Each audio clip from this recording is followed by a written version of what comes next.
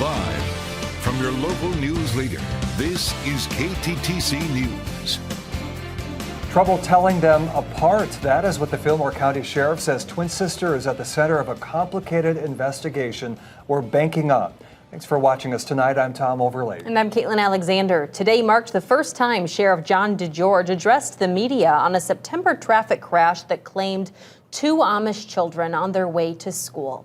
KTTC's Brock Burgee continues to follow this developing story for us. He's live outside the Fillmore County Courthouse in Preston tonight. Brock, this case has seen several twists and turns. How did the sheriff acknowledge the complexity?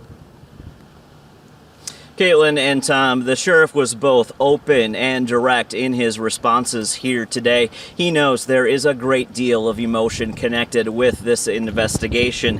He stressed 2 young sisters tragically lost their lives, and he added 2 other sisters need to be held responsible. It was a lengthy investigation. As the crash happened, Fillmore County Sheriff John DeGeorge Thursday publicly commenting for the first time on the September 25th crash that claimed the young lives of Irma and Wilma Miller. When deputies responded to the scene on County Road 1 in Sumner Township, 35-year-old Samantha Peterson and 35-year-old Sarah Peterson were both there. They are twins, identical twins. The sheriff telling us in a press conference it can be difficult to tell them apart. once the investigation proceeded into the next stage after that first investigation at the scene, when we start digging into who we're dealing with, yeah, that was something that would have raised our suspicion. Sarah told authorities she was the driver that hit the buggy, but from the get-go, the sheriff says there were red flags indicating she was lying, and it was the other Peterson, Samantha, behind the wheel as outlined in court records. The criminal complaint states blood tests show Samantha had drugs in her system. The documents also allege she admitted to coworkers she was high when she, quote, killed 2 people. Sheriff DeGeorge understands the public's frustration in the months-long wait for charges to come. What is your message to the general public about letting justice work its course? Yeah, that's a good question, and the answer is I appreciate that people are paying attention.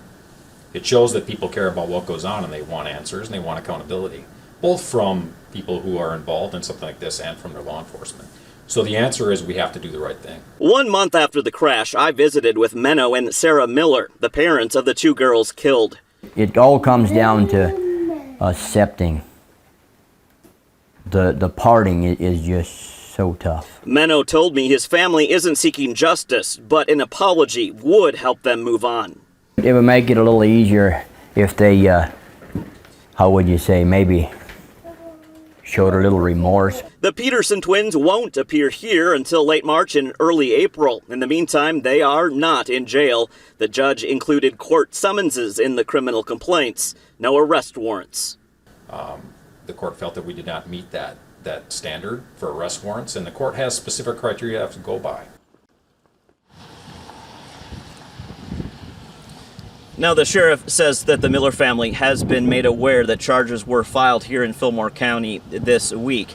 He went on to say that the family has been kept in the loop as it relates to the investigation moving forward. As for the 2 Miller children who were injured in the crash, Rose and Alan, they are said to be doing well. As for Samantha and Sarah Peterson, they will make their court appearances on March 25th and April 1st, respectively. Attempts to reach out to the Petersons have proven unsuccessful this week. Reporting in Preston, Brock Burgee, KTTC News. All right, Brock, thank you for continuing to cover this developing story.